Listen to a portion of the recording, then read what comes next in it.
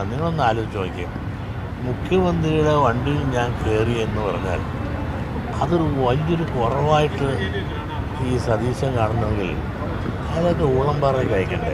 നിങ്ങളും മനസ്സിലാക്കണം, ഈ മുഖ്യമന്ത്രിയുടെ വണ്ടിയിൽ ഞാൻ 89 വയസ്സുള്ള ഒരാൾ നടന്നു വരുമ്പോൾ അദ്ദേഹം എന്നെ കൂടെ കയറ്റി കൊണ്ടുപോയി എങ്കിൽ അത് ഭയങ്കര തെറ്റായിപ്പോയെന്നുള്ളതാണല്ലോ വ്യാഖ്യാനിക്കുന്നത്.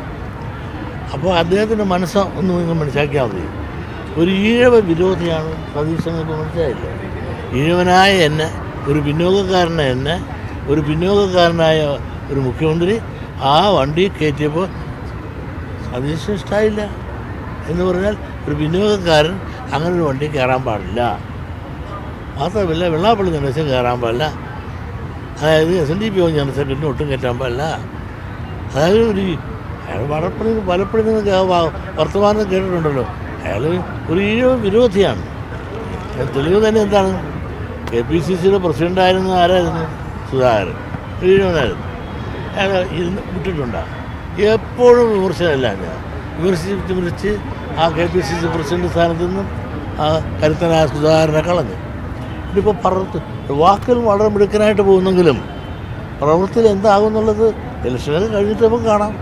ഞാനാരും വെല്ലുവിളിക്കാനൊന്നുമില്ല, പക്ഷേ ഒരു രാഷ്ട്രീയ മര്യാദയും ഒരു സമുദായ മര്യാദയും കാണിക്കേണ്ടതുണ്ട്.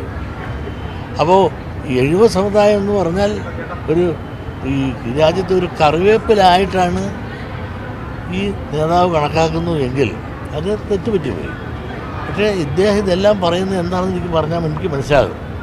കാരണം ഏറ്റവും വർഗീയവാദികളായ ആളുകൾക്ക് കൊട പിടിച്ചു കൊടുത്തുകൊണ്ട് ആ കൊടയുടെ തണലിൽ അവരെ സംരക്ഷിച്ച് നിർത്തിക്കൊണ്ട് അവരെ മതേതരത്വം പറയും, അവർക്കെല്ലാം കൊട പിടിച്ച് ഇനി അവരിൽ നിന്നുള്ള ആനുകൂല്യങ്ങൾ നേടാനും ആശീർവാദങ്ങൾ നേടാനും വേണ്ടിയിട്ട് ആണ് ഈ കൊടപിടുത്തം.